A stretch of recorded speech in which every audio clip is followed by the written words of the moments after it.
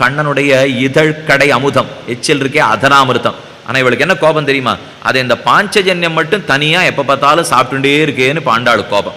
16,108 பேர் சாப்பிட வேண்டியதே ஏ சங்கமே நீ ஒருத்தி மட்டும் உண்ணலாமா என்று கேட்கிறாள் ஆண்டாள். இத்தனை பேரை கல்யாணம் பண்ணது ஆச்சரியம் இல்லை.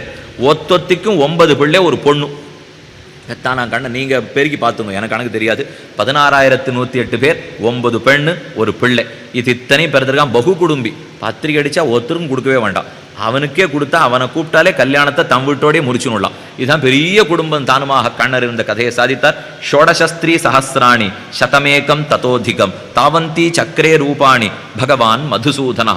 எம்பெருமானுக்கு பிறந்தான் பிரத்யும்னன், அவன் பிள்ளை அனிருத்தன். இந்த அனிருத்தன் உஷைன்னு பாணாசுரனுடைய பெண்ணை கல்யாணம் பண்ணிட்டான். பாணாசுரனுக்கு உஷான்னு ஒரு பெண் இருந்தா. அவ சொப்பனத்துல இந்த அனிருத்தனை பார்த்தா கண்ணனுக்கு பேரன், மிக அழகன். கண்ணனே சாட்சாத் மன்மதா, மன்மதன் பிச்சை வாங்குற அளவுக்கு கண்ணனுக்கு இருக்கிற அழகு. நாகை அழகியார்னு பெருமான் சேவை சாதிக்கிறான். அச்சோ ஒருவர் அழகியவா பொன்னிவர் மேனி மரதகத்தின் பொங்கிலஞ்சோதி அகலத்தாக மின்னிவர் வாயில் நல் வேதமோதும் வேதியர் வானவர் அவர் தோழி என்னையின் நோக்கிய நல்குலும் நோக்கி ஏந்திளங் கொங்கையின் நோக்குகின்றார் அன்னையன் நோக்கும் என் அஞ்சுகின்றேன் அச்சோ ஒருவர் அழகியவா. அழகுக்குன்னே இட்டு பிறந்தவன் கண்ணன். அவன் பேரனுக்கு அழகு இருக்காதா? இந்த உஷை என்ன பண்ணா கனவுல கண்டுட்டா இந்த அனிருத்தனை. கனவுல பார்த்தவாளே நினைவுல கல்யாணம் பண்ணிக்க முடியாது.